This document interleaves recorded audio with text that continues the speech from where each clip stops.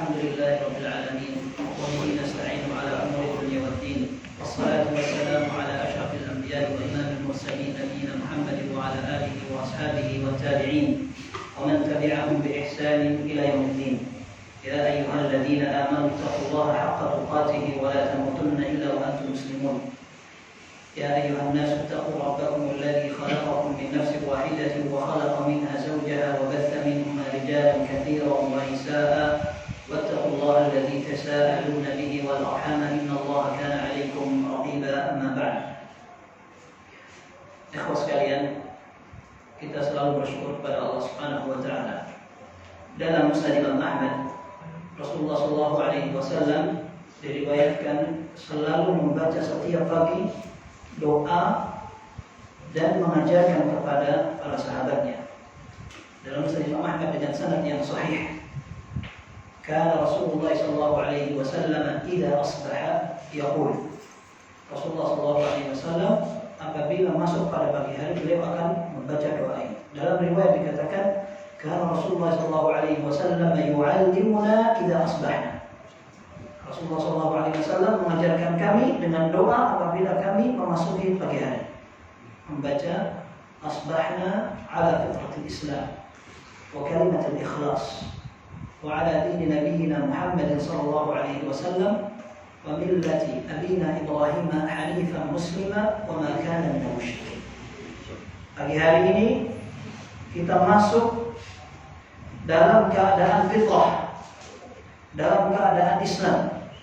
Dan para ulama mengatakan bahwa fitrah itu bisa diartikan dengan agama, dinul Islam. Pagi hari ini kita berada dalam agama Islam yang benar. Dan kalimatul ikhlas artinya tauhid. Ya, artinya tauhid. Pagi hari ini kita berislam, tetap dalam keadaan tauhid, kemudian sesuai dengan agama Muhammad SAW. Artinya adalah ajaran keseluruhan. Ajaran Rasulullah SAW dalam sholatnya, dalam ibadah, berdoa, dan semua ajaran beliau. Termasuk diantaranya adalah kita berada pada ajaran Nabi Muhammad, Nabi Ibrahim alaihissalam. Kenapa dikatakan millati abina Ibrahim? Karena Allah perintahkan Rasulullah SAW pun untuk mengikuti Nabi Ibrahim.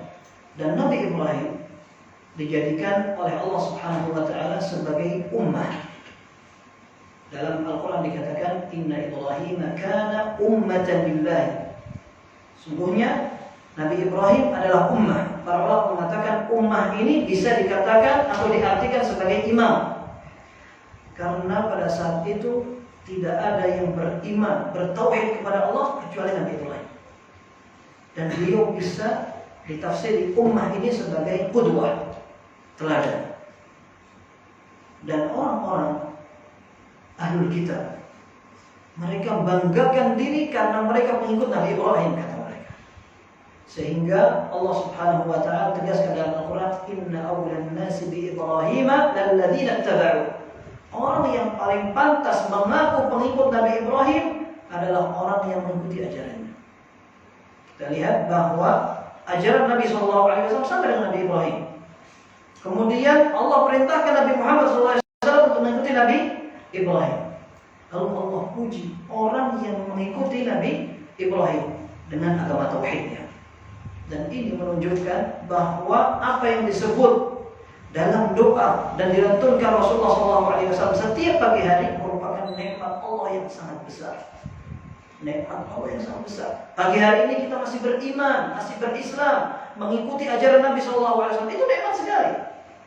Kita bayangkan, subhanallah, terkadang seseorang pernah soleh, kemudian mungkar, kemudian mungkir, ya. Futur, na'udzubillah mautan, atau menjadi musuh Islam. Atau kalau tidak menjadi musuh Islam, menjadi musuh sunnah. Sebenarnya tidak ada bedanya. Ya. Tidak ada bedanya menjadi musuh Islam dan musuh sunnah. Dan kita katakan sunnah itu bukan yang tidak wajib. Tetapi sunnah adalah ajaran Nabi SAW. Ketika seseorang menjadi soleh kemudian berubah haluan menjadi musuhnya sunnah. Na'udzubillah. Dan contohnya banyak. Di antaranya adalah seorang yang pernah membantah musuh Islam dengan bantahan yang sangat mematikan. Setelah itu dia intikas futur, sehingga dia menulis bahwa syariat Islam ini membelum. Ya. Maka seseorang ketika masuk dalam keadaan Islam, mengikuti sunnah Nabi SAW, itu adalah kenikmatan. Termasuk diantaranya ketika kita dimudahkan oleh Allah Subhanahu Wa Taala untuk melaksanakan ibadah. Ya. Kita akan membahas pagi hari ini tentang kebiasaan mayoritas kaum muslimin yang kita lihat di tengah-tengah kita. Salah satu praktek dosa besar yang diyakini oleh orang-orang kebanyakan bukan merupakan dosa besar, yaitu meninggalkan sholat. Meninggalkan sholat. Kalau ditanya wajib apa tidak? Wajib. Akan tetapi dengan gampang seorang tidak melaksanakan sholat. Ini memprihatinkan sekali. Ya. Kita katakan kaum muslimin banyak yang sholat, cuma kita tidak melihat. Ya, itu antara dia dengan Allah Subhanahu Wa Taala. Kita akan sampai pada pembahasan tentang wajibnya sholat jamaah untuk kaum laki-laki. Ya. Kalau seandainya sunnah muakkadah, oke, siap. Kita akan bahas juga itu. Akan tetapi kita melihat betapa ringannya kaum muslimin untuk meninggalkan ini. Dan meninggalkan sholat itu biasa. Itu bayangkan. Padahal negeri kita ini dikenal dengan negara muslim terbesar di dunia. Masjidnya banyak. Ya, ada kota serambi Mekah, serambi Madinah. Ya, masjidnya juga saut-sautan. Tapi memprihatinkan sekali ketika jamaahnya sedikit. Ya, saya sering cerita kepada antum, masjid di Arab Saudi itu, ya, penduduk Saudi tidak banyak. Banyak tapi tidak sebanyak Indonesia. Ya, masjidnya luas-luas. Masjidnya luas-luas.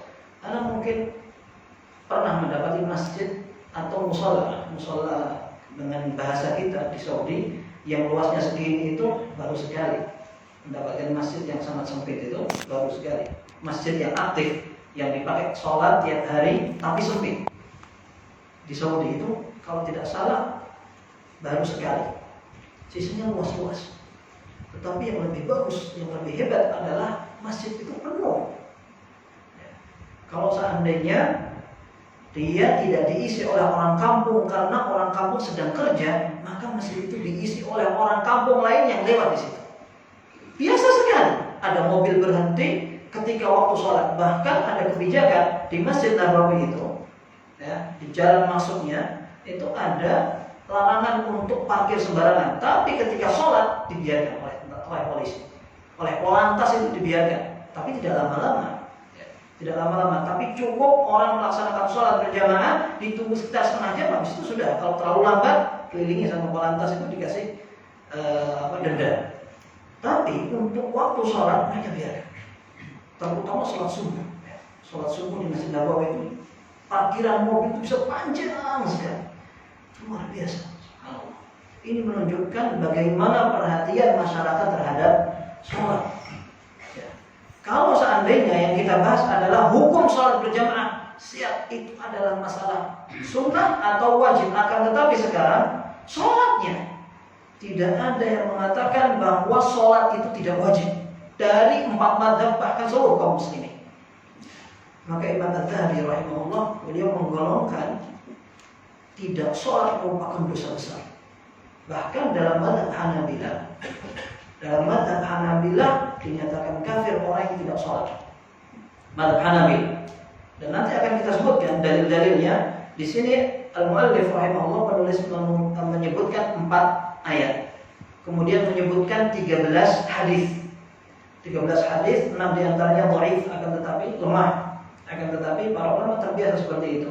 Mereka menyebutkan hadis lemah karena hanya menjadi penguat hadis-hadis yang sahih, atau ayat-ayat yang sudah cukup untuk menjadi pengingat, sehingga hadis-hadis itu dijadikan penguat karena maknanya yang menyebutkan tambahan.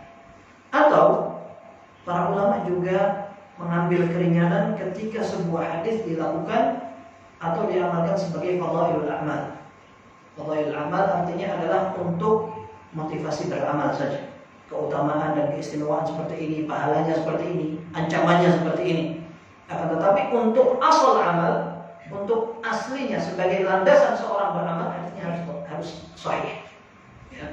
Ini agar kita tidak meyakini bahwa setiap hadis dhaif kita bisa amalkan saja. Tidak seperti itu pendapat atau yang diyakini oleh para ulama.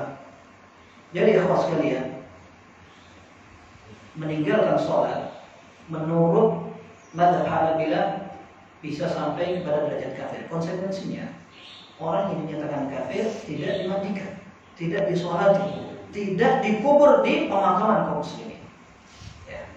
Ini menurut mazhab Hanabilah. Menurut mayoritas ulama, orang yang tidak sholat tidak sampai kepada derajat kufur, kecuali kalau dia menganggap bahwa sholat itu tidak wajib. Berarti dia mengingkari dalil yang banyak sekali. Ya. Sekalipun orang sholat, tapi kalau dia katakan sholat tidak wajib, dia tetap kufur. Bisa sampai kepada derajat kufur karena dia mengingkari syariat. Sementara sudah jelas ditegaskan dalam Al-Quran, dalam hadis kewajiban sholat. Sekalipun dia sholat, dia katakan sholat tidak wajib, ya, maka dia sampai kufur. Ada apa tidak di sini? Maksudnya bukan di sini, tapi di tengah-tengah kaum muslimin ada mereka yang sudah terpapar virus penyakit berat. Mereka yang mengatakan bahwa sholat itu adalah kebiasaan beribadah, tujuannya adalah untuk mengingat Allah. Karena Allah menyatakan wa aqimis sholata li dzikri, dan dirikanlah sholat untuk mengingat kepada Allah Subhanahu wa taala. Mereka mengatakan bahwa seandainya sholat seseorang tidak bisa membuat ingat kepada Allah, akan tetapi justru membaca komik bisa mengingatkan kepada Allah, maka baca komik sudah cukup daripada sholat yang tidak mengingatkan kepada Allah. Ini tafsirannya siapa? Tafsirannya siapa? Itu dicokokin seperti itu sebagian orang tidak sadar. Anak-anak muda yang oleh Ibnu Katsir rahimahullah disebutkan bahwa mereka adalah orang-orang yang gampang menerima kebenaran, gampang menerima juga perubahan. Ya, anak muda yang belum banyak ilmunya dicokokin seperti itu, bagaimana? Bangga mereka itu ada pemikiran baru, ya, bisa tampil beda. Bahkan di sebagian kampus sampai mereka tulis di temboknya itu, Anda masuk kawasan bebas beragama. Ya. Ini kampus Islam bisa seperti itu. Ini ajaran apa? Nah, maka ikhwas sekalian, sebenarnya hal yang seperti ini sudah masuk ke musallamat. Musallamat itu artinya sesuatu yang disepakati tanpa perlu didiskusikan lagi. Orang yang mengingkari bahwa sholat tidak wajib berarti dia mengingkari banyak dalil. Ya. Kenapa yang seperti ini masih ada? Dan arti pelajaran seperti ini memang perlu ditegaskan kembali. Sebagian kita barangkali ketika sudah meyakini, oh iya sholat wajib. Kalau seandainya ada orang yang mengatakan sholat tidak wajib berarti salah. Akan tetapi ketika melihat ada orang yang mengatakan seperti itu dengan sebuah argumen, kita bilang, apa iya ya? Apa iya ya?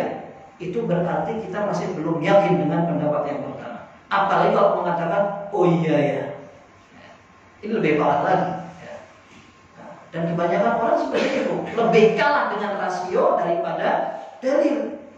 Karena kita belum bisa menerima bahwa dalil itu adalah harga paten dalam syariat Islam. Sehingga kita lebih suka dengan orasi orang. Oh iya ya, kayak gitu. Maka ikhwas sekalian, kita semakin penting untuk mendalami dalil. Kita perlu menanamkan dalam hati kita bahwa syariat ini tidak dibangun di atas landasan perasaan semangat buta. Akan tetapi dalil itu adalah harga mati. Kemudian ikhwas sekalian, sholat ini dalam mazhab yang keempat semua menanggapi dengan tegas untuk orang yang tidak sholat. Untuk orang yang tidak sholat, ya, ini mereka bertingkat-tingkat. Dalam mazhab Hanafiyah, orang yang tidak sholat pantasnya dipenjara. Ini yang paling ringan. Kita bayangkan, masya Allah, ada pemerintah memenjarakan orang yang tidak sholat, dan dia tidak dilepaskan sampai dia sholat, sampai tobat baru dia dibolehkan untuk keluar dari penjara. Masya Allah, ya, rehabilitasi orang yang tidak sholat. Ya. Ini pendapat yang paling ringan. Pendapat yang tiga, Malikiyah, Syafi'iyah, Hanabilah, semuanya mengatakan yang tidak sholat ngeyel boleh dibunuh. boleh dibunuh. Tentu mereka mengatakan pelakunya, eksekutornya adalah pemerintah. Bukan berarti kita lihat tetangga yang tidak sholat main penggal, tidak seperti itu. Mereka semua mengatakan pelaksananya adalah pemerintah. Akan tetapi kita melihat betapa kedisiplinan para ulama menyikapi orang yang tidak sholat seperti itu. Ya. 3 mazhab mereka mengatakan yang tidak sholat boleh dibunuh. Hanya berbeda kenapa orang ini dibunuh. Dalam mazhab Hanabilah, orang yang tidak sholat, jadi pendapat mereka adalah kufur. Dan ini banyak memang tegas sekali, tegas sekali. Ada di sini 7 athar. Ya. 7 athar. Athar itu artinya adalah nasihat para ulama salaf, baik mereka sahabat Nabi atau murid mereka yaitu tabi'in atau setelahnya itu tabi'ut tabi'in. Ya. Betul-betul menegaskan bahwa mereka menganggap orang tidak sholat itu sudah tidak Islam lagi. Orang tidak jamaah aja, orang tidak jamaah itu seperti orang yang jelas nifaknya, kemunafikannya. Kata Abdullah bin Mas'ud radhiyallahu anhu akan dibahas di sini. Wa qad ra'aytuna wa ma yatakhallafu 'anna illa munafiqun ma'lumun nifaq. Kami sudah menganggap golongan kami kalau tidak sholat jamaah itu orangnya munafik, jelas munafik. Itu jamaah. Sholat bersama jamaah. Gimana kalau tidak sholat? Nah, ini dalam mazhab Hanabilah, orang yang tidak sholat itu boleh dibunuh karena dia kufur. Sementara dalam mazhab Syafi'i dan mazhab Maliki, pembunuhan itu bukan karena dia kufur, akan tetapi ta'zir. Namanya dijewer. Ya, dihukum kenapa dia tidak mau sholat, tapi sampai kafir. Jadi pembunuhan itu bukan landasan dia kafir, akan tetapi karena dia tidak mau sholat. Ya, jadi ini tegas sekali. Ya, dan dalam mazhab Syafi'i bukan berarti sholat jamaah itu sunnah muakkadah lalu silahkan yang tidak jamaah tidak apa-apa, tidak seperti itu. Makanya Imam Syafi'i mengatakan aku tidak mendapatkan uzur, tidak menerima alasan orang yang tidak memiliki alasan syar'i untuk tidak sholat. Tapi sekarang kita bahas yang lebih parah, yaitu meninggalkan sholat. Dalam Al-Quran disebutkan فَخَلَفَ مِنْ بَعْدِهِمْ خَلْفٌ أَضَاعُوا الصَّلَاةَ وَاتَّبَعُوا الشَّهَوَاتِ فَسَوْفَ يَلْقَوْنَ غَيًّا. Allah Subhanahu wa taala pada surat Maryam ayat sebelumnya menceritakan tentang para nabi. Para nabi kemudian mereka dapat nikmat dari Allah Subhanahu wa taala, apabila dibacakan ayat Allah mereka akan tunduk sujud. Ya. Setelah itu akan datang generasi orang-orang yang meremehkan sholat, mengikuti hawa nafsu. Maka mereka akan mendapatkan pada hari kiamat kerugian dan kesesatan.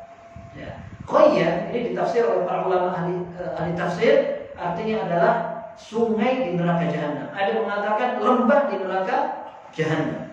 Orang yang tidak sholat mengikuti hawa nafsu, mereka akan masuk ke dalam tempat itu. Baik, di sini Az-Zahabi rahimahullah menukil tafsiran Ibnu Abbas dalam ayat itu. Beliau mengatakan, "Laisa ma'na adha'uha tarakuha bil kulliyah." Jadi ayat tadi itu menjelaskan tentang ancaman orang yang menyia-nyiakan sholat, ya kan? Adha'us sholat, mereka menyia-nyiakan sholat. Tapi apa yang dimaksudkan dengan adha'us sholat atau menyia-nyiakan sholat? Kata Ibnu Abbas, bukan orang yang meninggalkan. Yang dikatakan menyia-nyiakan sholat itu bukan yang meninggalkan, walakin akharuha an awqatiha.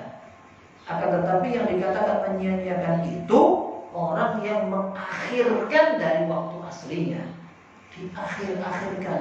Ternyata mereka yang diancam untuk masuk neraka, di lembah neraka. Gara-gara apa? Mengakhirkan sholat. Nah, gimana kalau tidak sholat sama sekali? Kemudian dinukil juga dari seorang tabi'in, Sa'id bin Musayyib. Ini merupakan salah satu pembesar tabi'in. Beliau mengatakan, "Huwa an la yusalli adh-dhuhra hatta ya'ti al-'ashr." Orang yang mengakhirkan itu, meremehkan, menunda sholat itu, dia tidak sholat zuhur sampai asar datang. Wa la yusalli al-'ashr ila al-maghrib. Dia tidak sholat asar, tidak segera sholat. Tunda-tunda sampai masuk waktu maghrib. Wa la yusalli al-maghrib ila al-isya.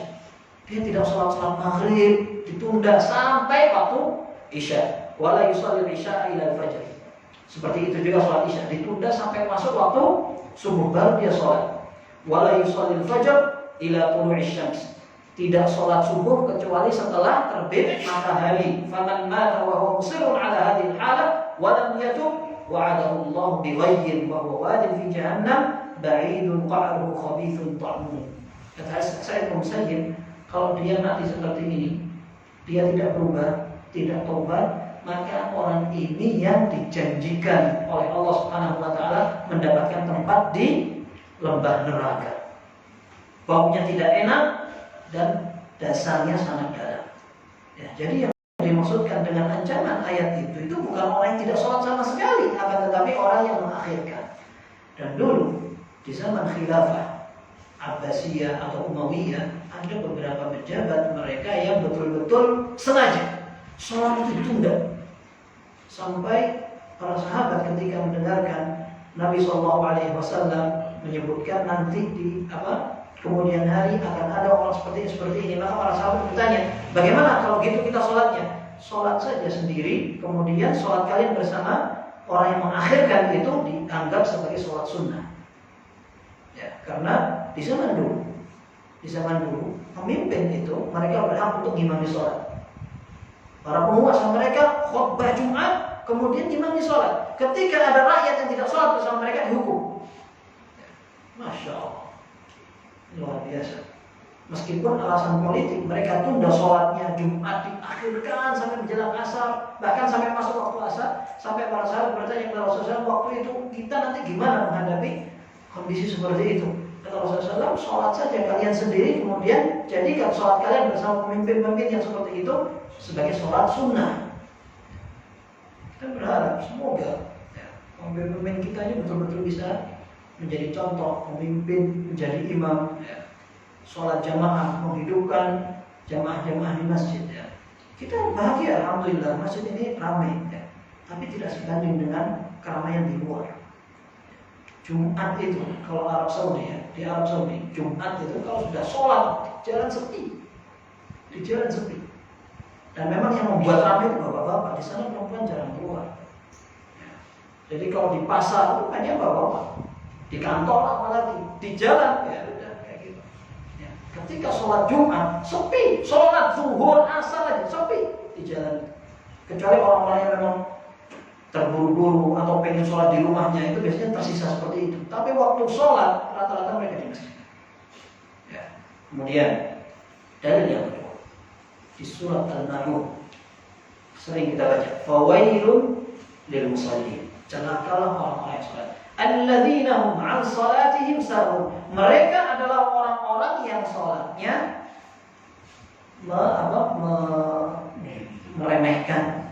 meremehkan sholat dan lalai dari sholat mereka. Ini dikatakan dalam sebuah hadis yang lemah untuk tafsiran Al-Quran ini, dan kita sudah sebutkan tadi bahwa para ulama meringankan hadis yang berkaitan dengan tafsir, fadailul a'mal, sirah, akhlak yang seperti itu mereka ringankan. Artinya mereka tidak disiplin sekali, hadis ini harus sahih, kalau tidak kita tidak terima, tidak seperti itu. Akan tapi kalau seandainya sebuah hadis berkaitan dengan akidah ataupun ibadah, mereka akan tegas sekali. Mereka akan tegas sekali. Hadis sahih kita ambil, kalau tidak kita akhirkan. Akan tapi kalau sudah berkaitan dengan tafsir atau fadail a'mal atau sirah atau akhlak, mereka meringankan. Di ayat tadi, fawailul lil musallin alladzina hum 'an salatihim sahun, ada tafsiran hadis yang lemah menyatakan huwa ta'khirul waqt. Maksudnya adalah mengakhirkan waktunya. Kata Az-Zahabi rahimahullah, ay ta'khirus salati an waqtiha. Maksudnya adalah mereka yang meremehkan sholat itu yang mengakhirkan dari waktunya. Sammahum musallin lakinnahum lamma tahawanu wa akharuha an waqtiha wa adamum biwail. Mereka tetap oleh Allah dikatakan orang yang sholat. Akan tetapi ketika mereka mengakhir-akhirkan, maka Allah ancam mereka dengan wail.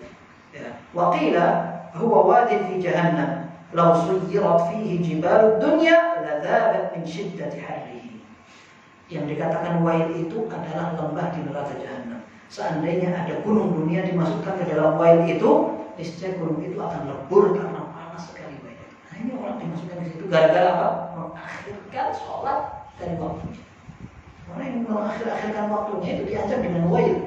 Kalau gunung dimasukkan situ, gunungnya bisa lebur, saking panasnya. Subhanallah, gimana orang tidak sholat? Kalau ini yang menunda saja seperti itu. wa huwa maskanu man yatahawanu bis shalah wa yuakhiruha an waqtiha illa an yatuba ila Allah taala.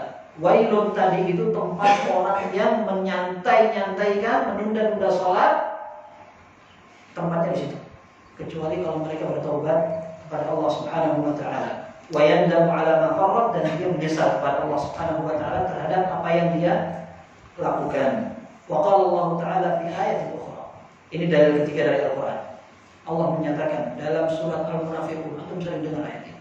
Ya ayyuhalladzina amanu la tulhikum amwalukum wala auladukum an dzikrillah. Wahai orang-orang beriman, jangan kalian dilupakan dari sholat dengan kesibukan harta dan anak-anak. Ya. Al-Dhahabi rahimahullah menafsiri bahwa yang dikatakan zikir ini maksudnya adalah sholat. Qala al-mufassirun al-muradu bi dzikrillah fi hadhihi al-ayat as-salawatul khams. Ahli tafsir mengatakan bahwa la tulhikum amwalukum wala auladukum an dzikrillah. Jangan kalian disibukkan dengan harta dan anak dari zikir kepada Allah. Maksudnya adalah salat 5 waktu. Ya. Faman ishtaghala bimalihi fi bai'ihi wa shira'ihi wa ma'ishatihi wa dhai'atihi wa auladihi 'an as-salati fi waqtiha kana minal khasirin. Barang siapa yang disibukkan dengan jual belinya, dengan cocok tanam dan hartanya. Dulu para ulama mengatakan harta itu tanah, ya, tanah, karena mereka kebiasaan bercocok tanam. Orang-orang Ansor mereka terbiasa bercocok tanam. Sementara orang Muhajirin mereka adalah orang-orang ahli dagang. Sehingga ketika ada mal, ja'ali malun lam ya'ti malun mithluhu qat. Aku mendapatkan harta, tidak pernah aku memiliki harta seperti itu. Itu maksudnya tanah. Ya. Maka barang siapa yang sibuk dengan jual belinya atau dengan tanahnya, maksudnya terlalu sibuk dengan mengurusi kekayaan, bercocok tanam dari sholat, maka dia termasuk orang yang rugi. Ini penegasan dari Az-Zahabi rahimahullah. Baik. Nanti ada ayat lagi, akan tetapi Az-Zahabi menukil dulu sebuah hadis. Qala Nabi sallallahu alaihi wasallam. Hadisnya sahih dari Tirmidzi dan Sahih dengan sanad yang sahih. Rasulullah sallallahu alaihi wasallam menyatakan, "Awwal ma yuhasabu bihi al-'abdu yawmal qiyamati min 'amalihi as-shalah." Di antara amal seorang hamba yang akan dihisab pertama kali hari kiamat adalah salat. Fa in salahat faqad aflaha wa anja. Kalau salatnya benar, salatnya baik, maka dia sempurna. Maka dia akan selamat dan dia berhasil. Wa in naqasat faqad khaba wa khasir. Tapi ternyata kalau seandainya salatnya hancur, maka dia rugi. Dia berarti adalah orang yang celaka. Ya. Kemudian beliau kembali kepada firman Allah. Firman Allah ini berkaitan dengan orang kafir, berkaitan dengan penduduk jahanam karena mereka kufur. Akan tetapi ternyata Allah Subhanahu wa taala menceritakan tentang perbincangan orang-orang yang tinggal di surga, bertanya kepada orang yang di neraka, kalian ngapain masuk situ? Maka kata orang-orang kafir yang masuk neraka, kami dulu tidak sholat. Ketika Allah Subhanahu wa taala berbicara tentang ashabul yamin, fi jannatin yatasaalun 'anil mujrimin. Orang-orang yang di surga itu enak sekali ngobrol mereka tentang orang-orang yang ada di neraka. Ma salakakum fi saqar? Apa yang membuat kalian masuk ke dalam neraka saqar? Qalu lam nakum minal musallin. Kami dulu tidak melaksanakan sholat. Ahli tafsir mengatakan kami dulu tidak beribadah kepada Allah Subhanahu wa taala. Walam nakum nut'imul miskin. Kami dulu tidak memberikan makan anak-anak miskin. Wa kunna nakhudhu ma'al khawidin. Kami dulu ikut ngomong-ngomong yang batil bersama orang-orang yang juga terbiasa ngomong seperti itu. Dalam tafsir dikatakan ma huwa ghawin illa ghawa ma'ah. Tidak ada orang yang terjerumus ke dalam perbincangan yang batil melainkan orang ini akan ikut-ikutan. Ya, ini kebiasaan orang-orang penduduk neraka saqar ketika di dunia sudah tidak sholat, tidak kasih makan orang miskin, kemudian mereka suka ngomong yang batil-batil. Kemudian wa kunna nukadzibu biyaumiddin hatta atana al-yaqin. Kita tidak percaya dengan hari kebangkitan. Ya, ini ceritanya orang-orang kafir. Kenapa mereka masuk neraka saqar? Karena mereka mengingkari hari kebangkitan. Kalau sekarang ada orang Islam tidak percaya dengan hari kebangkitan, berarti dia tidak percaya kepada Allah. Tidak ada bedanya dengan orang kafir. Allah menunjukkan dalam Al-Quran menegaskan seperti ini.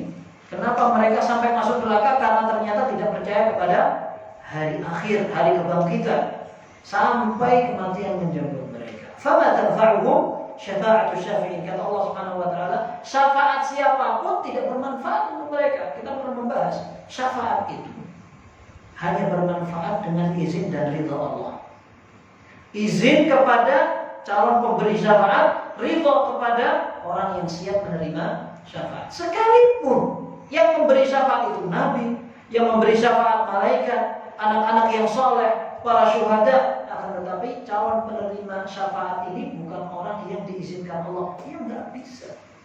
Nah, Allah nafikan syafaat untuk mereka. Fama tanfa'uhum syafa'atu syafi'in. Mereka ini nggak manfaat, dikasih syafaat siapapun nggak bisa. Tidak bisa. Ya.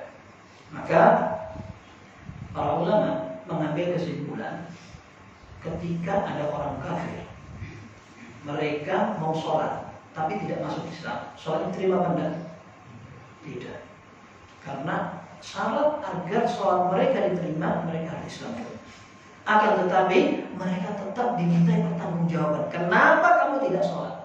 Buktinya Al-Quran ini, ayat ini. Kenapa kalian tidak sholat? Kenapa kalian masuk ke dalam neraka? Kami dulu tidak sholat. Loh, kalau sholat kami tidak diterima juga. Ya, masuk Islam maksudnya. Ya, masuk Islam baru sholat. Kalau tidak lepas tanggung jawab. Ya. Nah, maka ini merupakan sebuah hukuman ganda. Dan kita harus paham ya sekalian, terkadang dalam sebuah syariat ada hukuman.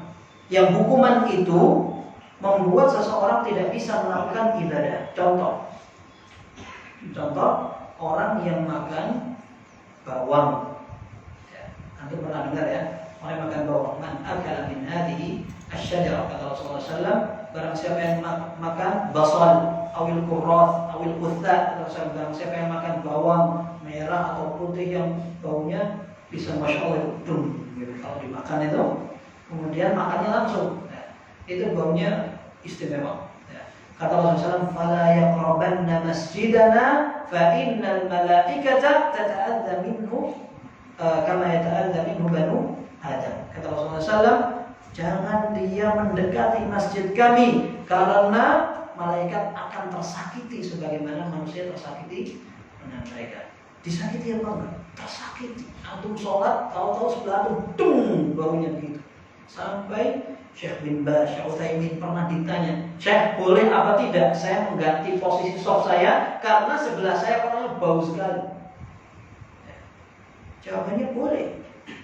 Boleh seorang mengganti posisi softnya karena dia kebauan sehingga tidak bisa khusyuk dalam sholat. Dan ditambahi nasihatnya, untuk kaum muslimin kalau datang ke masjid itu ya mau siap-siap kok. Datang memakai pakaian yang bau, badannya juga bau. Nah, dalam hadis ini ada larangan orang datang ke tempat sholat dalam keadaan bau. Bukan berarti mereka dapat dispensasi. Kalau gitu saya tidak usah sholat jamaah, gugur kewajiban saya, tidak seperti itu. Karena tidak sholat jamaahnya dia itu hukuman. Bukan karena berarti kalau saya makan bawang sebelum sholat berarti ada dispensasi tidak sholat jamaah, tidak seperti itu. Karena dia akan terhalang dari pahalanya orang jamaah. Ya. Ini seperti kalau zaman sekarang, ya. Vaksin. Yang tidak vaksin tidak menerima BLT katanya begitu. Wah, rebutan orang. Wah, vaksin saya. Alhamdulillah nggak tusuk pakai tusuknya sapi. Ya, rebutan orang. Nah, baik sekarang. Alhamdulillah saya tidak vaksin, berarti saya gugur. Ya. Saya mendapat dispensasi, tidak ribut-ribut antrian BLT, apa kayak gitu dipahami? Nggak ada yang paham seperti itu kan? Malah, saya kalau nggak vaksin, saya nggak dapat bantuan itu. Wah, rame-rame vaksin. Itu masalah dunia itu, orang-orang itu bisa paham. Kok masalah ibadah nggak bisa paham ya? Maksudnya kalau orang bau kemudian tidak boleh datang ke masjid sholat jamaah, maksudnya ente rugi nggak dapat pahalanya jamaah gitu. Bukan alhamdulillah saya tidak wajib jamaah. Tidak seperti itu memahaminya. Ya, jadi Terkadang seorang dihukum gara-gara seperti itu. Ini juga para ulama memberikan peringatan keras terhadap orang-orang yang terbiasa menyemburkan bau yang tidak sedap karena ulahnya sendiri. Contohnya adalah rokok. Baru kayak dendam sekali sama subhanallah. Rokok itu baunya itu ketara sekali. Antum berdua sama orang merokok, baunya bau itu. Bayangkan istrinya kasihan sekali. Kalau kita aja melihat ada orang yang merokok, ketika masuk ke tempat yang tidak ber-AC, tempat biasa, langsung bau gitu. Gimana yang terbiasa sehari-hari tidur sama dia gitu. Kasihan sekali. Mungkin biar adil, istrinya merokok juga. Tapi subhanallah ini lebih menjadikan tanda tidak baik ya. Yang jelas kalau sekalian tidak ada orang yang mengatakan rokok itu bagus kecuali orang yang blinger ya. Bukan karena rokok berat, tapi dia menutupi kelemahannya. Oh enggak apa-apa, rokok itu bagus. Kalau tidak merokok enggak laki-laki. Kalau pengajaran di sini merokok bisa. Ya, tapi yang jelas kalau sekalian ini ayat-ayat yang berkaitan tentang orang yang tidak sholat dari orang-orang kafir pun dimintai pertanggungjawaban. Berarti mereka tetap bahwa mengatakan muqatabun bi furu'i syariah. Orang-orang kafir meskipun mereka dari asalnya dari pondasinya tidak Islam sehingga kalau sholat pun tidak diterima, tapi tetap mereka mendapat kewajiban untuk melaksanakan pokok-pokok syariat, kemudian cabang-cabang syariat. Kalau tidak, konsekuensinya nanti ada pertanyaannya di hari kiamat. Termasuk diantaranya sholat seperti ini. Lah ini orang Islam kok nggak mau sholat? Dia ditanya dan ada bedanya dari kiamat. Baik, ini saja dari 4 ayat, kemudian ada hadis. Hadis-hadis ini akan menunjukkan secara tegas kenapa mazhab Hanabilah mengambil kesimpulan orang yang tidak sholat sampai kepada derajat kufur. Karena memang nasnya seperti itu. Maka pendapat ini kuat sekali memang. Hadis yang pertama diriwayatkan oleh Imam Ahmad, An-Nasa'i, At-Tirmidzi dengan sanad yang sahih. Rasulullah SAW menyatakan, "Al-'ahdu alladhi bainana wa bainahum as-shalah, faman tarakaha faqad kafar." Perjanjian antara kami dengan mereka adalah salat. Maka orang yang meninggalkan salat dia telah kufur. Jelas dong. Kayak gitu, memang nas hadisnya itu seperti itu. Hadis yang pertama. Hadis yang kedua, Rasulullah SAW dalam Sahih Muslim mengatakan, "Bainal 'abdi wa bainal kufri tarkus shalah." Pembatas antara seorang Muslim dengan orang yang tidak Muslim, orang syirik dan orang yang kufur adalah sholat. Berarti kalau tidak sholat, tidak beda, itu sudah pindah kelas sudah itu. Ya, ada 2 level, dia sudah pindah. Nggak PPKM aja yang level-levelan itu. Ya. Ini orang yang sholat, ini levelnya orang Islam. Kalau tidak berarti levelnya orang tidak Islam. Tidak sholat pindah. Nah ini hadisnya tegas sekali memang. Dalam Sahih Bukhari disebutkan. Ini hadis yang ketiga. Man fatathu sholatul asri habitu amaluhu. Barang siapa yang ketinggalan sholat asar, maka amal-amalnya gugur. Amal-amalnya gugur. Dalam lafaz yang lain dikatakan man taraka salat asar. Barang siapa yang meninggalkan salat asar, artinya tidak dikerjakan, maka habitu amaluhu, amalnya gugur. Ini sejalan dengan hadis yang disebutkan tadi. Ya.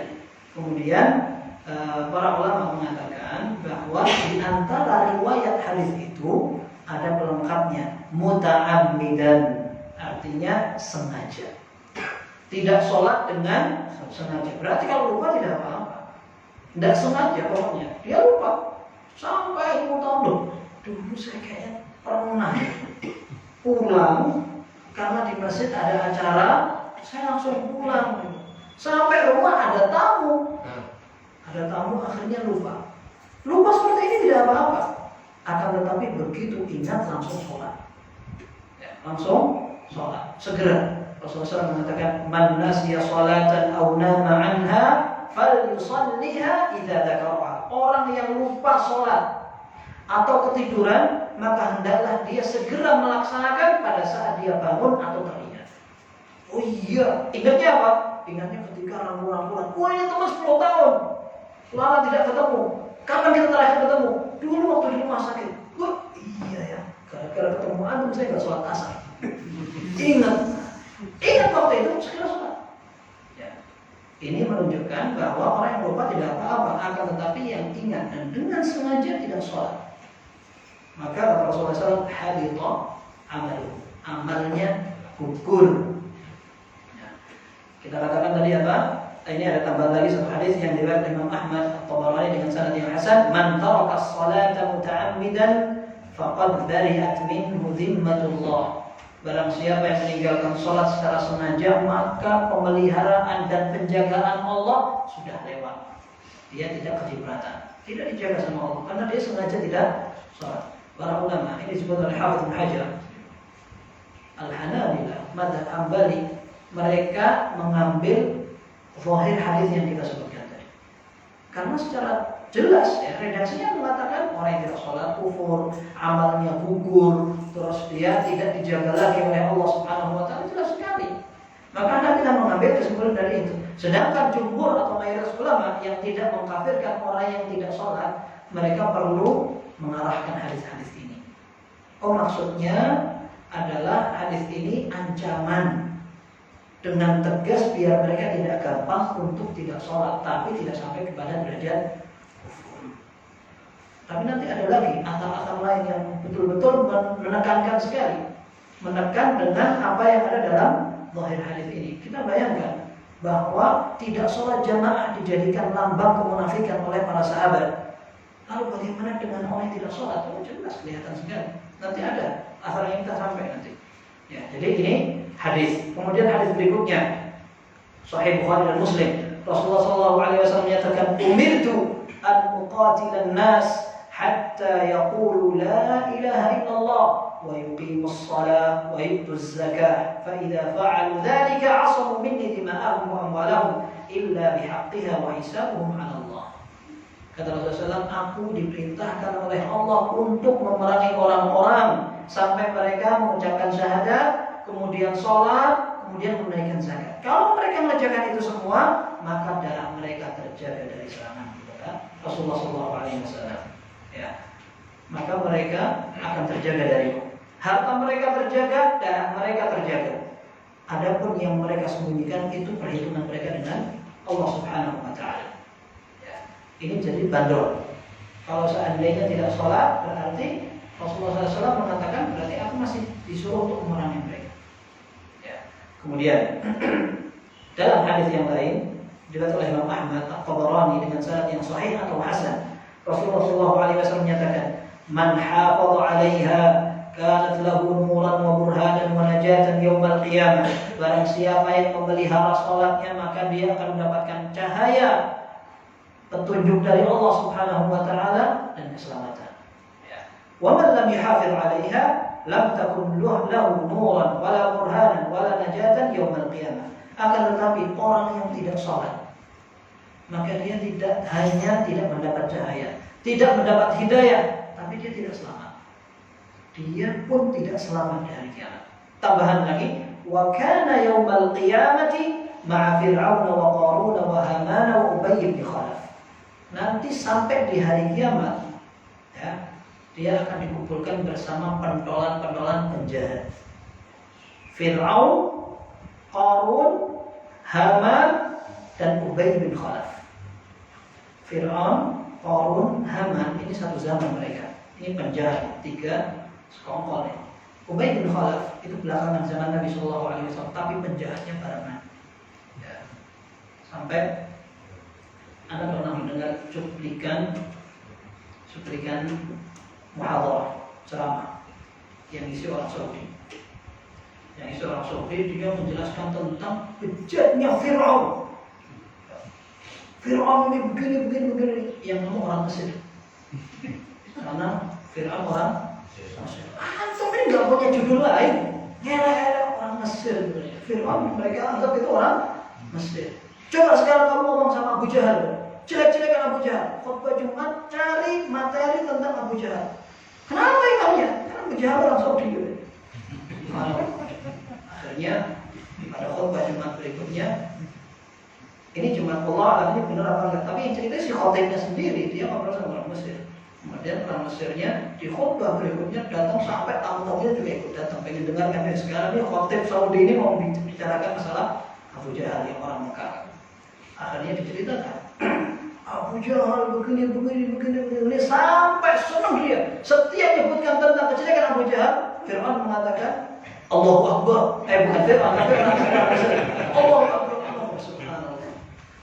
Sampai bagian terakhir Rasulullah SAW dalam kisah, dalam hadis yang sahih, kemudian memerintahkan Abdullah bin Mas'ud untuk menyembelih Abu Jahal. Sudah mati, diserang oleh 2 orang Ansar, diserang oleh anak muda di perang Badar itu sampai betul-betul mati. Kemudian oleh Abdullah bin Mas'ud didatengin dalam keadaan sekarat, dipenggal lehernya, kemudian dibawa kepada Rasulullah SAW kepalanya. Ya, mereka teriak lagi, Allahu Akbar. Ya, Abu Jahal sudah mati. Kemudian kata Rasulullah SAW, Abu Jahal Fir'aun hadhil ummah. Abu Jahal itu Fir'aunnya umat ini. Balik ke Fir'aun lagi. Karena mereka pertalanya orang-orang bejat.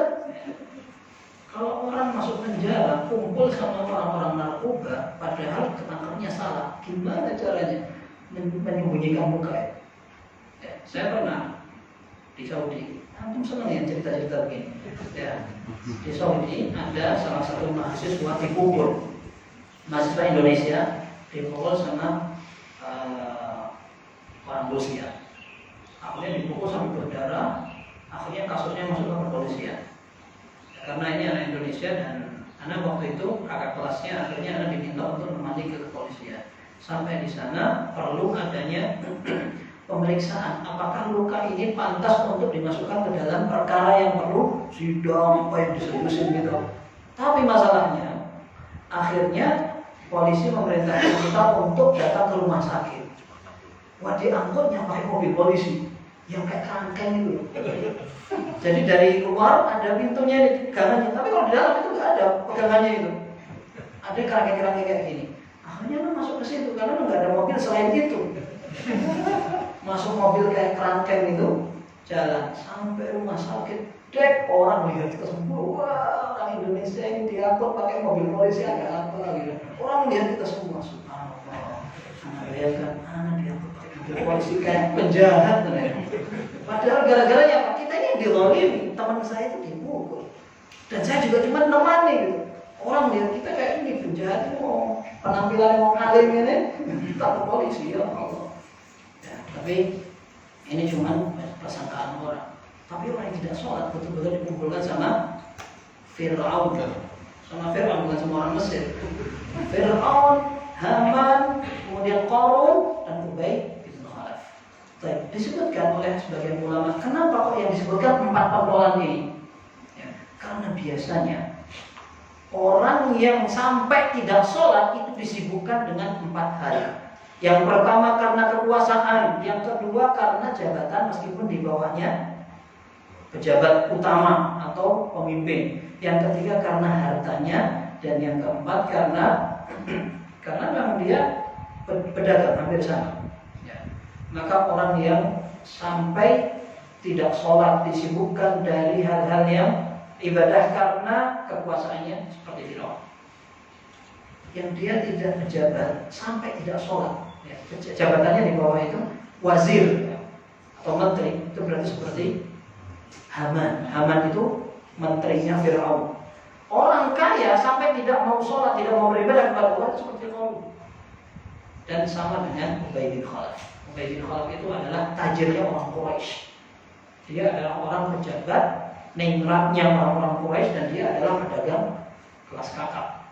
Tidak mau beribadah kepada Allah Subhanahu wa Ta'ala. Berarti orang tidak sholat seperti itu. Yang repotnya miskin, bukan pejabat, dan tidak ningrat, tidak sholat.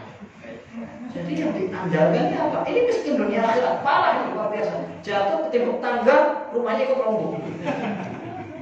Repot, dikubur sebelum dikubur. Jadi kalau sekalian ini bahaya orang tidak sholat itu sampai seperti itu. Kemudian ada hadis lain. Hadis ini hasan diriwayatkan oleh Imam Ahmad. Rasulullah SAW menyatakan man taraka salatan maktubatan muta'ammidan faqad bari'at minhu zimmatullah. Ini mengulang yang tadi. Rasulullah SAW mengatakan barang siapa yang meninggalkan satu salat fardu, maka penjagaan Allah sudah lewat dari dia. Dia tidak kebagian.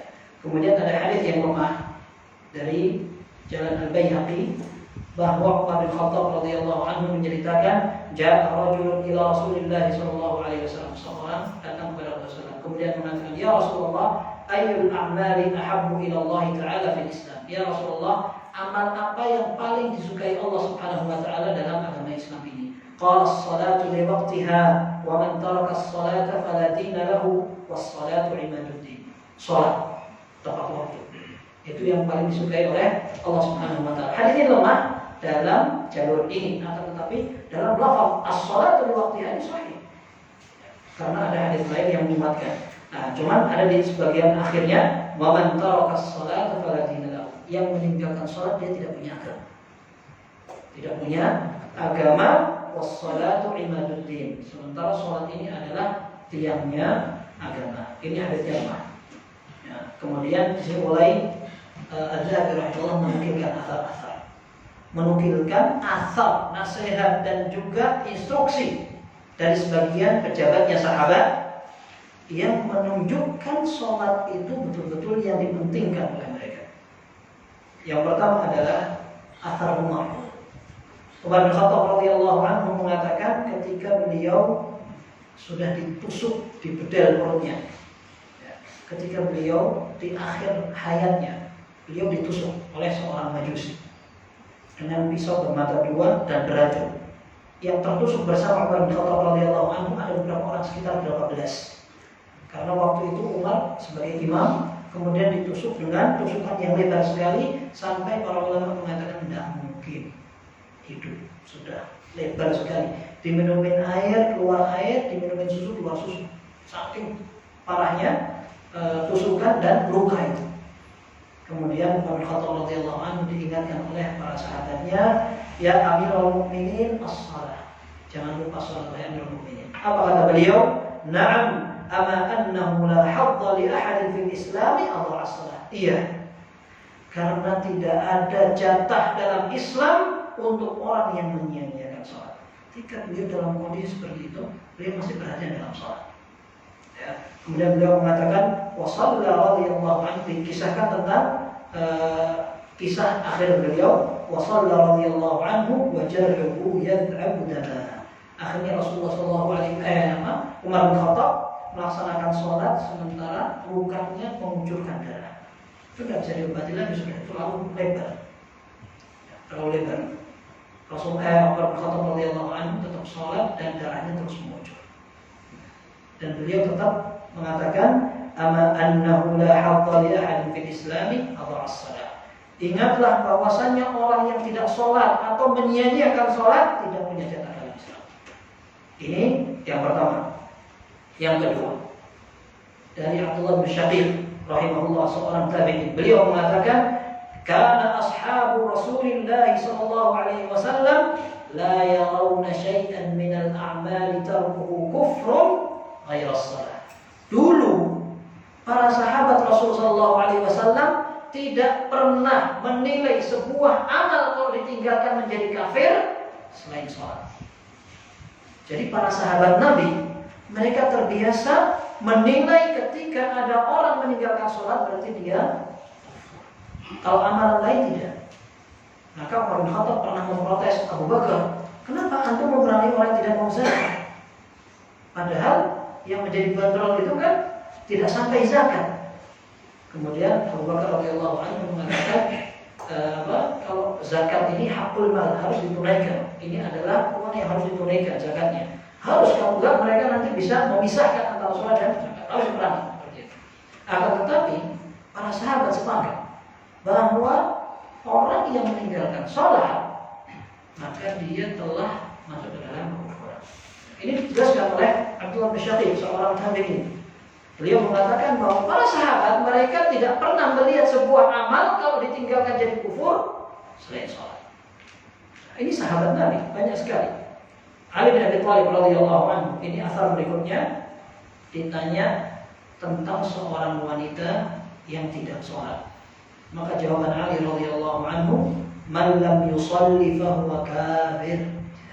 Barang siapa yang tidak sholat berarti dia kafir. Ini asar Ali. Abdullah bin Mas'ud radhiyallahu anhu mengatakan, "Man lam yusalli fala dina lahu." Barang siapa yang tidak sholat berarti tidak ada agama baginya. Ibnu Abbas radhiyallahu anhu mengatakan, "Man taraka sholatan wahidatan muta'ammidan laqiyallahu ta'ala wa huwa 'alaihi ghadban." Barang siapa yang meninggalkan satu sholat saja, dia akan menemui Allah dalam keadaan murka kepada dia. Hanya syarat kepada Ibnu Abbas ini dhaif, Asy-Sya'bani. Kemudian ada ini disebutkan ada sebuah hadis. Kalau antum nanti dengar biar antum tahu hadis ini lemah. Bukan lemah, bahkan tidak ada asal usulnya. Tapi hadis ini terkenal. Rasulullah SAW menyatakan, "Man laqiyallaha wa huwa mudayyi'un lis-salati lam ya'ba illahu bi syai'in min hasanatihi." Barang siapa yang menemui Allah Subhanahu wa taala dan dia menyia-nyiakan salat, Allah tidak memperdulikan satu pun kebaikan dia. Hadis ini terkenal. Orang yang tidak sholat, semua kebaikannya tidak akan diperdulikan oleh Allah Subhanahu wa taala. Akan tetapi hadis ini ternyata tidak ada dalam buku-buku hadis. Akan tetapi disebutkan dalam salah satu kitab namanya Ihya Ulumuddin. Ya. Dan buku ini kemudian dikasih komentar oleh seorang guru dari Al-Hafidz Ibnu Hajar, namanya Al-Hafidz Al-Iraqi. Beliau punya buku khusus dalam membahas keterangan hadis-hadisnya kitab Ihya. Beliau mengatakan, lam ajidhu hakadha aku tidak pernah mendapatkan hadis seperti ini, kata Al-Iraqi. Kemudian dia mengatakan, wa fi ma'na hadis awwal ma yuhasabu bil 'abdu as-shalah. Akan tetapi ada hadis lain yang semakna, yaitu yang kita sebutkan tadi, bahwa amal pertama yang akan dihisab pada seorang hamba adalah salat. Akan tapi yang tadi yang mengatakan barang siapa bertemu dengan Allah sementara dia menyanyiakan sholat, maka Allah tidak akan memberikan satu pun kebaikannya. Ini tidak sahih. Ini Az-Zahabi menyebutkan hadis tengah-tengah asar. Kemudian ada asar lagi dari Ibrahim An-Nakhai, seorang tabi'in juga. Beliau mengatakan, "Man taraka as-salata faqad kafar." Barang siapa yang meninggalkan sholat berarti dia telah kufur. Kemudian Ayyub As-Sikhtiyani, seorang tabi'in juga, beliau mengatakan hal yang sama. Barang siapa yang meninggalkan sholat berarti dia telah kufur. Kemudian dari Aun bin Abdullah, beliau mengatakan, "Innal 'abda idza udkhila qabrahu su'ila 'anis salati awwal syai'in yus'alu 'anhu. Fa in jazat lahu nudhira fima duna dhalika min 'amalihi, wa in lam tajuz lahu lam yunzar fi syai'in min 'amalihi ba'du." Pertama kali yang akan menjadi pertanyaan kubur adalah sholat. Kalau dia berhasil pada pertanyaan sholat, aman dia. Akan tetapi jika seandainya pertanyaan itu gagal, berarti yang setelahnya lebih gagal lagi. Nah, ini adalah asal. Ibnu Hazm rahimahullah mengatakan, "La dhanba ba'da syirki a'zam min ta'khir as-salati an waqtiha wa qutila mu'minun bighairi wa qatl mu'minin bighairi haqqin." Tidak ada dosa yang lebih besar setelah kesyirikan melebihi dari dua hal. Yang pertama adalah tidak sholat atau mengakhirkan sholat dari waktunya. Bukan tidak sholat, akan tapi mengakhirkan sholat dari waktunya. Kemudian yang kedua, membunuh seorang mukmin. Kemudian di sini ada 3 hadis dhaif. Anda sudah sebutkan bahwa para ulama terbiasa menyebutkan hadis dhaif untuk menjadikan hadis itu lebih kuat dan pelengkap karena ada makna-makna tambahannya. Akan tetapi ini hanya sebagai pelengkap, bukan sandaran utama dalam hukum. Wa qala sallallahu alaihi wasallam, "Idza shalla al-'abdu as-salata fi awwal al-waqt sa'adat ila as-sama'i wa laha nurun hatta tantahi ila al-'arsy." Apabila seorang hamba salat di awal waktu, maka salat itu akan naik ke atas dan dia memiliki cahaya sampai ke arsy Allah Subhanahu wa taala. Fatastaghfir li sahibiha ila yaumil qiyamah. Maka salat itu akan meminta ampunkan untuk orang yang salat. Wa taqulu hafizakallah kama hafiztani. Salat akan mengatakan mengatakan semoga Allah menjagamu sebagaimana engkau telah menjaga aku. Wa idza shalla al-'abdu shalatan fi ghairi waqtiha sa'ada ila as-sama' wa 'alayha dhulmatun fa idza intahat ila as-sama' tulaffu kama yulaffu ath-thawb al-khaliq wa yutrahu biha wajhu sahibiha wa taqulu dayya'akallah kama dayya'tani. Akan tetapi apabila seseorang salat tidak pada waktunya, maka dia akan naik kepada langit dalam keadaan gelap gulita. Kemudian ketika dia sampai di langit, dia akan dilipat seperti baju yang kumel. Kemudian sholat itu akan mengatakan semoga Allah menyanyiakan kamu sebagaimana kamu menyanyiakan aku. Nah, ini adalah ancaman dan hadisnya lemah. Hadisnya lemah. Nah, tapi ini makna tambahannya adalah dari sisi ancamannya. Hadis lain yang kedua, ini terakhir. Yang terakhir ada dua hadis dan dua-duanya lemah. Rasulullah SAW menyatakan, "Salatun la yuqbilullahu la yaqbalullahu minhum salatahum." Ada 3 golongan yang salat mereka tidak akan diterima oleh Allah. Yang pertama, man taqaddama qauman wa hum lahu karihun. Orang yang menjadi imam, makmumnya enggak suka semua. Wa man istahbala muharraran, orang yang memperbudak orang yang bebas. Wa rajulun atas salata dibaran, orang yang mendatangi sholat dalam keadaan dibaran. Dibaran itu artinya adalah an ya'tiyaha ba'da an tafutahu, melaksanakan sholat setelah keluar waktunya. Hadis yang ketiga dan terakhir, Rasulullah SAW menyatakan, man jama'a baina sholataini min ghairi udhrin faqad ata baban 'aziman min abwabil kaba'ir. Barang siapa yang menjamak sholat tanpa udzur, menggabungkan antara 2 sholat tanpa udzur, dia telah melakukan pembahasan besar dalam rangkaian dosa-dosa besar. Tapi ini hadisnya lemah. Intinya, ikhwas sekalian, rangkaian dalil yang disebutkan oleh Az-Zahabi rahimahullah ini menunjukkan bahwa perkara sholat tidak tambah. Sebagian kaum muslimin tidak paham bahwa tidak sholat itu bahaya sekali, sehingga mereka santai saja. Sholat, pokoknya semangat sholat. Enggak, sholat lah tidak dapat rezeki yang banyak dari mereka. Subhanallah. Nah, jadi bandrol mereka itu, kalau saya sholat mesti saya kaya. Kalau yang kaya itu orang tidak sholat. Ini bahaya sekali dan ini menjadi tanggung jawab kaum muslimin. Ketika ada keluarga yang tidak sholat, itu dinasihati. Dinasihati. Ayo kamu sholat. Oh, itu udah dinasihati nggak mau. Itu bahaya. Bahaya. Orang salah satu anggota keluarga orang kena penyakit kanker. Penyakit kanker. Orang kanker itu nggak bilang, dia kalau makanan itu nggak bisa ya. Keluar, nggak kuat. Badannya juga nggak kuat. Apalagi kalau berkali-kali digigit, ya kan? Ya alhamdulillah ada yang sembuh, ada yang memang belum sembuh. Akan tetapi kekuatan orang yang kena penyakit kanker itu biasanya seperti itu. Makan sudah nggak bisa. Baik, sekarang keluarganya bilang, ini saya kasih makan nggak mau makan. Ya wes, nggak usah makan bisa wes, nggak usah dimasakin, nggak usah diberikan, nggak seperti itu. Ya. Ini diajak ke dokter nggak mau, katanya kemo susah, sakit gitu. Ya sudah, nggak usah diajak berobat, biarkan merasakan sendiri. Kayak gitu. Nah, sebenarnya kita ketika melihat ada keluarga yang tidak sholat, itu sudah berkali-kali saya nasihati, ya sudah biarkan saja, nggak segampang itu. Jadi harus perlu mendapat perhatian karena itu bahaya sekali.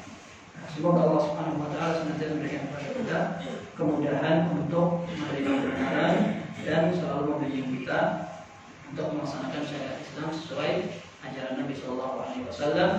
Ada Allah Taala alam sallallahu alaihi wasallam wa Nabi Muhammad wa ala alihi wasallam. Silakan. Sebatas manakah tanggung jawab seorang pemimpin perusahaan terhadap karyawannya jika karyawannya itu tidak sholat? Iya. Rasulullah Shallallahu Alaihi Wasallam menyatakan, "Man ra'a minkum munkaran falyughayyirhu biyadihi, fa illam yastati' fa bilisanihi, fa illam yastati' bi qalbihi, wa dzalika adhaful iman." Yang melihat kemungkaran hendaklah dia merubah dengan tangan, maksudnya dengan kemampuan dia. Kalau tidak bisa pakai mulut, kalau tidak bisa pakai hati, dan itu adalah kelemahan yang paling lemah dalam iman. Baik, kekuatan orang beda-beda. Kalau di keluarga, maka kepala keluarga. Kalau di perusahaan berarti penguasa perusahaan. Kalau di negara berarti pejabat-pejabatnya. Nah, seberapa kekuasaan kita atau kemampuan kita? Ya kita sebisanya. Tetapi betul-betul ditegaskan. Mas, sampai nggak sholat, Mas? Enggak. Ya nanti aja Mas, nanti aja Mas. Orang itu kalau tidak disuruh dengan tegas, dia nggak sholat. Berarti yang disuruh dengan tegas.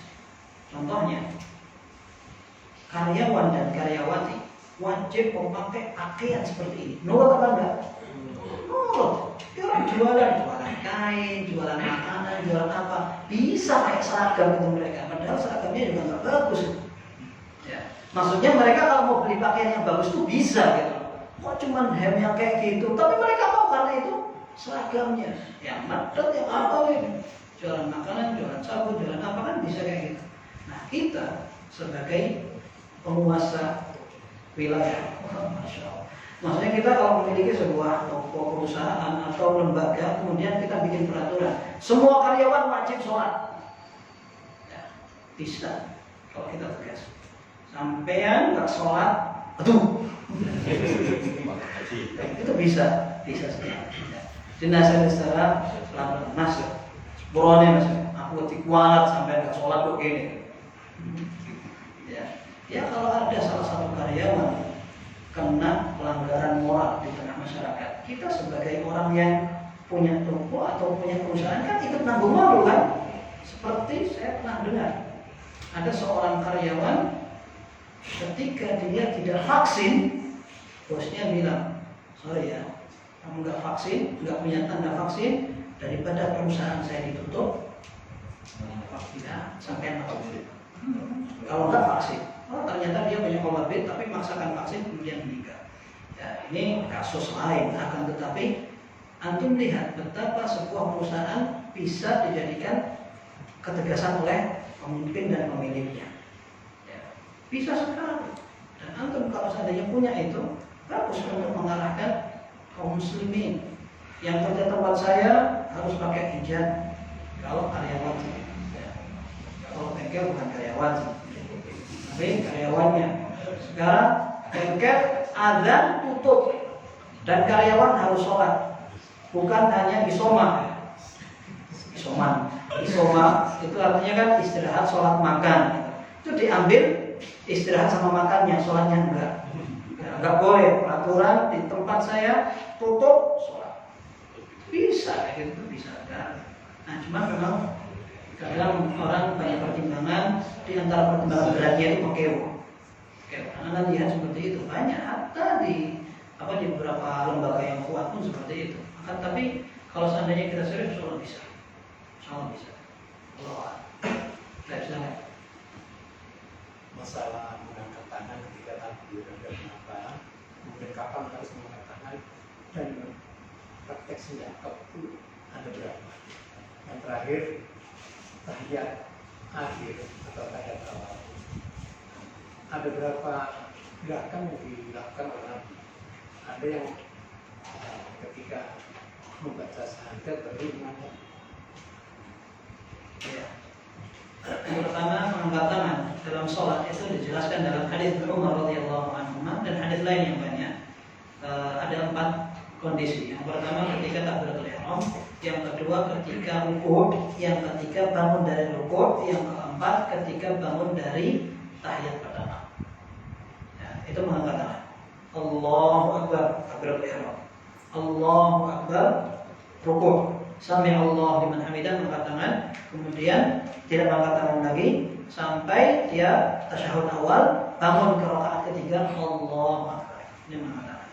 Kemudian meletakkan tangan di atas dada. Itu yang ada riwayatnya. Wada'a yadahu yumna 'ala yadil yusra 'ala sadrihi. Rasulullah SAW disifati ketika sholat, beliau meletakkan tangan kanan di atas tangan kiri di atas dadanya. Seperti ini. Meskipun itu tidak harus berlebih-lebihan ya, udah orang kayak gini ya. Nah, yang jelas sekedar di atas dada sudah selesai, cukup. Maka ada mazhab lain yang mengatakan di atas perut, apalagi di bawah seperti ini. Tapi Allah a'lam yang sesuai dengan hadis adalah di atas dada. Dan ada juga barangkali hadis lain yang menguatkan mazhab yang kita sebutkan tadi, tapi wallahu a'lam itu yang anak ingat hadisnya sahih. Jadi meletakkan tangan di atas dada. Kemudian mengangkat tangan juga sama. Rasulullah SAW dalam hadis Ibnu Umar dikatakan yarfa'u yadayhi hadwa mankibaihi. Ya, hadwa mankibaihi. Rasulullah SAW mengangkat tangannya sejajar dengan pundaknya. Seperti ini. Dan mengangkat tangannya seperti ini. Ya. Dan ada riwayat yang sahih juga dalam Muslim mengatakan hatta yuhadiya bihima furu'a udhunai. Rasulullah SAW mengangkat tangan sampai sejajar dengan telinga. Ya. Dan ini dua-duanya bisa dipraktekkan. Dua-duanya orang yang mengangkat tangan seperti ini boleh, mengangkat tangan seperti ini boleh. Ya. Yang tidak ada dalilnya itu yang mengangkat tangan terlalu ketinggian, atau mengangkat tangan ini. Ini malah sekali sholat. Angkat tangan itu beratnya, angkat gitu loh. Ya. Tapi yang jelas itu tadi ada dua riwayat. Hafidz Ibnu Hajar rahimahullah menggabungkan dua hadis tadi yang mengatakan bahwa yang atas itu bisa sejajar dengan telinga, yang bawah sejajar dengan pundak. Itu mengkompromikan dua hadis. Tapi seandainya kita mau mempraktikkan salah satunya pun tidak masalah. Tasyahud maksudnya adalah menunjukkan, ya. Memang tidak ada keterangan yang tegas bahwa Rasulullah SAW memberikan isyarat dari awal sampai akhir atau bagian tengah atau bagian akhir aja. Maka seandainya ada orang yang memilih salah satunya, selama dia memtasyahud seperti ini, insya Allah tidak apa-apa. Allah Ta'ala. Baik, yang terakhir tinggal 1 menit. Ya. Bolehkah seseorang itu yang pernah menjalankan sholat kemudian mengerjakan sholat tahajud 2 kali? Maksudnya yang kedua itu untuk mengganti yang dulu pernah ditinggalkan. Allah akan pernah dengar itu, tapi dalilnya ada dalam masjid. Ya. Artinya orang yang ingat bahwa dulu saya penjahat kelas kakak tak sholat. Penjahat yang tidak beruntung. Kalau penjahat beruntung itu punya bolo banyak, tapi karena dia tidak punya bolo banyak, jadi penjahatnya yang lemah gitu. Jadi tidak sholat. Gitu. Ingat-ingat dulu saya tidak pernah sholat sampai lama. Nah sekarang pengen mengkodok.